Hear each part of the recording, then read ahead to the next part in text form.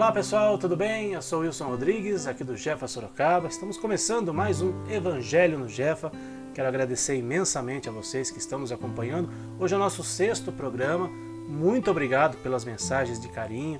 Vocês que estão nos acompanhando aqui no nosso Evangelho no Lar, vocês que já fazem o Evangelho em suas casas, estão fazendo às vezes por algum motivo específico, por conta de algum animalzinho doente, estão se unindo em vibrações conosco. Isso é muito importante para a gente harmonizar o nosso lar, para a gente auxiliar também aqueles que necessitam, animaizinhos e humanos também. Afinal de contas, o Evangelho no Lar é para a família toda, não só para os animaizinhos, mas para todos que estão nos acompanhando. Então vamos iniciar fazendo a nossa prece de abertura, agradecendo a Deus nosso Pai, ao nosso Mestre Jesus, aos amigos espirituais que nos acompanham, que sempre nos auxiliam em nossas vibrações, que estejam conosco em mais esta noite, nos ajudando e nos auxiliando em mais este Evangelho. A todos aqueles que forem nos acompanhar nesta noite ou em algum outro momento, que seus lares sejam invadidos com essas bênçãos de Deus e de Jesus em suas vidas, que todos sejam amparados e auxiliados nas suas necessidades, nossos irmãos de humanidade, nossos irmãos animais também. Que assim seja, Senhor, graças a Deus e graças a Jesus. Bom, hoje vamos começar um novo capítulo, capítulo 2 do Evangelho segundo o Espiritismo. O título do capítulo é Meu Reino Não É Deste Mundo. Nós vamos ler os itens de 1 a 3, que chama A Vida Futura. Então vamos lá. Iniciando aqui com um trecho do Evangelho de João. Voltando Pilatos ao pretório e tendo chamado Jesus, lhe disse: Tu és o rei dos judeus? Jesus respondeu-lhe: Meu reino não é deste mundo. Se meu reino fosse deste mundo, os meus ministros haveriam de combater para impedir-me de cair nas mãos dos judeus. Mas por ora o meu reino não é daqui. Pilato lhes disse: Tu és então rei? Jesus respondeu: Tu dizes que sou rei. Eu não nasci e nem vim a este mundo senão para testemunhar a verdade. Todo aquele que é da verdade ouve a minha voz. Então, o Evangelho de João, capítulo 18, versículos de 33 a 37. Então vamos lá agora a explicação espírita, desse item chamado aí a vida futura. Por essas palavras, Jesus se refere claramente à vida futura, que ele apresenta em todas as circunstâncias como a meta na qual deve chegar a humanidade, devendo ser o objeto das principais preocupações do homem sobre a Terra. Todas as suas máximas se voltam a esse grande princípio. Sem a vida futura, na verdade, a maior parte de seus preceitos de moral não teriam nenhuma razão de ser. É por isso que aqueles que não acreditam na vida futura, crendo que ele apenas falava da vida presente, não os compreendem ou acham pueris. Esse dogma pode ser considerado, então, como o ponto central do ensinamento do Cristo.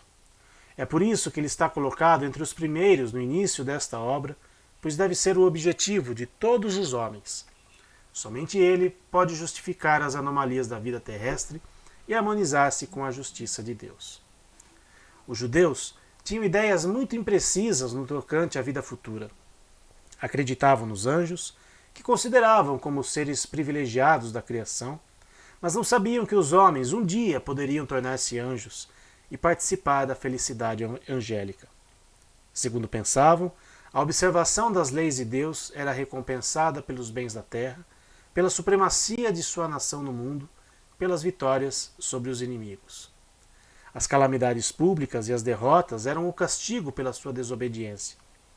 Moisés não poderia dizer mais a um povo de pastores, ignorante, que precisava ser tocado, antes de tudo, pelas coisas deste mundo. Mais tarde, Jesus veio lhes revelar que há um outro mundo no qual a justiça de Deus segue o seu curso. É esse mundo que ele promete àqueles que observam os mandamentos de Deus e no qual os bons encontrarão sua recompensa. Esse mundo é o seu reino, onde se encontra toda a sua glória e para o qual voltará ao deixar a terra. Entretanto, apropriando o seu ensinamento ao estado dos homens de sua época, Jesus não julgou conveniente dar-lhes o esclarecimento completo, que os deslumbraria sem instruir, pois eles não o teriam compreendido. Ele se limitou a colocar de alguma forma a vida futura como um princípio, como uma lei natural, a qual ninguém pode escapar. Todo cristão crê forçosamente na vida futura, mas a ideia que se faz dela é vaga, incompleta e por isso mesmo falsa em muitos pontos. Para um grande número é apenas uma crença, sem nenhuma certeza decisiva. Daí as dúvidas e até mesmo a incredulidade. O Espiritismo veio completar nesse ponto, como em muitos outros, o ensinamento do Cristo, quando os homens se mostram maduros para compreenderem a verdade. Com o Espiritismo, a vida futura não é mais um simples artigo de fé ou uma hipótese. É uma realidade material demonstrada pelos fatos, porque são as testemunhas oculares que vêm descrevê-la em todas as suas fases e ocorrências, de tal maneira que apenas a dúvida já não é mais possível, como a inteligência mais comum pode fazer uma ideia dos mais variados aspectos, da mesma forma como se representa um país, no qual se lê uma descrição detalhada. Ora, essa descrição da vida futura é de tal forma circunstanciada, são tão racionais as condições da existência, feliz ou infeliz, daqueles que nela se encontram, que se diz, apesar de tudo, que não pode ser diferente, e que lá está realmente bem representada a verdadeira justiça de Deus. Então nos encontramos aqui nessa primeira passagem, do capítulo 2, falando sobre a vida futura, que é um dos princípios, do Espiritismo, falar sobre a continuidade da vida, porque nós estamos aqui hoje encarnados, aqueles que estão nos assistindo encarnados, porque a gente sabe que tem muitos irmãos desencarnados que assistem também as nossas lives, assistem também os nossos programas, tudo aquilo que é feito para o bem, os irmãos do plano espiritual também dão um jeitinho ali de assistir. Então nós que estamos aqui encarnados, todos nós temos, como diz aqui o texto, essa sementinha plantada em nosso coração. Porque a ideia do nada, a ideia de um vazio existencial, seria muito terrível para as nossas vidas. A gente não conseguiria viver em paz sabendo que a vida acaba com a morte do corpo físico. Que ao participarmos de um enterro, ao enterrarmos um parente, um amigo, ou mesmo uma cerimônia de cremação, que hoje em dia também tem pessoas que são cremadas, a vida se acaba ali. A vida do corpo, sim, acaba ali. Mas nós continuaremos a viver em espírito por outras moradas, por outras situações, do qual o próprio Cristo também fala em outras passagens, que há muitas moradas na casa de meu Pai. E essas moradas são as cidades espirituais, o plano espiritual, que todos nós para lá um dia voltaremos, porque lá é a nossa verdadeira casa. A gente diz que voltaremos à casa do Pai, é a nossa verdadeira morada.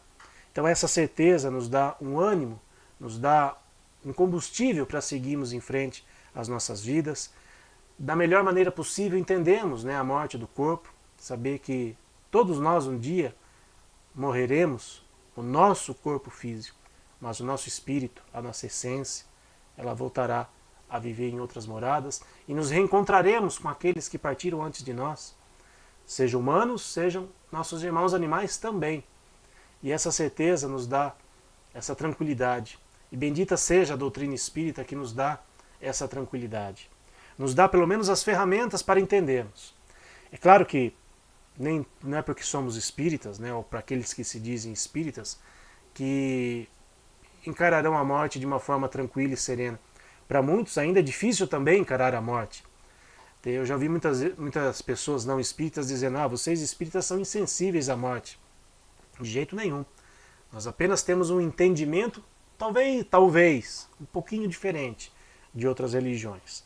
Talvez a gente entenda a morte em algum momento como uma passagem, como uma viagem. Não teve aquela novela A Viagem, que nos mostra bem como funciona essa parte do desencarne, como funciona o lado de lá.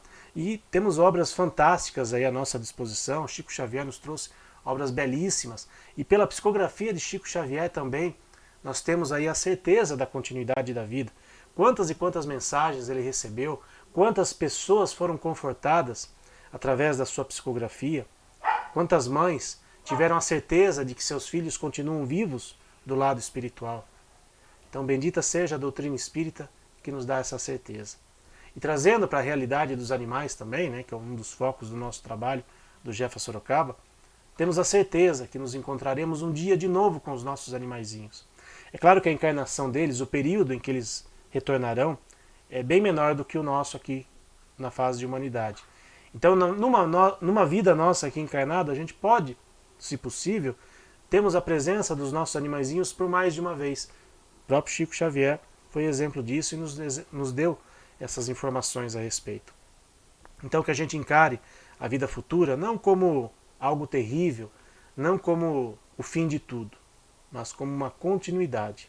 Para aqueles que estão passando, estão vivenciando o luto, chorem, não tenham vergonha de chorar. Lavem a sua alma através do choro, mas que seja um choro de saudade, não de dor, não de tristeza. Sabendo que os nossos entes queridos, humanos e animais, estão do outro lado, também sentem saudade de nós. Também muitas vezes podem estar chorando pela não presença ou a não convivência no dia a dia, mas tanto nós aqui como eles lá, principalmente, depois de um tempo de adaptação, teremos a certeza de que Deus está à frente de tudo, de que Jesus, nosso Divino Mestre e Salvador, consola todas as nossas aflições. Então que a gente tenha essa certeza em nossos corações, de que continuaremos a viver quando desencarnarmos, que os nossos entes queridos continuarão a viver quando desencarnarem antes de nós. Então essa era a mensagem da noite de hoje, ou aqueles que estiverem nos assistindo de dia também, né, porque o nosso programa pode ser assistido aí em qualquer momento do dia, mas que vocês tenham seus lares inundados com as bênçãos de Deus e de Jesus mais uma vez. E agora a gente vai fazer as vibrações pelos nossos animaizinhos. Vibremos por todos os animais que vivem na terra, nos rios, nos mares e no ar. Pelos animais que estão em nossos lares. Pelos animais que, mesmo possuindo uma morada, sofrem por negligência e falta de cuidados, amor e respeito. Pelos animais que sofrem maus tratos, humanização excessiva e aqueles que sofreram abandono. Vibremos pelos animais que passam fome, frio, sede, cansaço e tristeza. Pelos animais adoecidos e aqueles que encontram-se internados em clínicas veterinárias. Vibremos pelos animais que são explorados nos zoológicos, nos experimentos laboratoriais, nos espetáculos de entretenimento humano e os que são obrigados ao trabalho incessante, sem o respeito às regras de bem-estar animal. Vibremos pelos animais das fazendas pecuárias, granjas e demais locais cuja finalidade é a criação destinada ao abate ou produção de derivados e subprodutos. Vibremos pelos animais silvestres, que são levados pelo tráfico, e por aqueles que sofrem interferências negativas do homem em seu habitat natural, como os animais marinhos, afetados pela poluição, e aqueles que são vítimas de desmatamentos e queimadas. Vibremos por todos os animais que estão nascendo e por aqueles que estão retornando à pátria espiritual, idosos ou não, para que possam receber amor, carinho e proteção. Vibremos também pelas ONGs, protetores individuais e todos aqueles que procuram fazer o bem a nossos irmãos menores, enviando força e discernimento para continuarem o seu trabalho no bem. Por fim, pedimos licença para vibrar pelos animais que estão com os nomes no caderno de vibrações do Jefa, para que recebam a atenção especial das equipes espirituais, para que possam restabelecer a sua saúde através de águas que contenham os medicamentos necessários para o auxílio de seu tratamento veterinário. Que assim seja.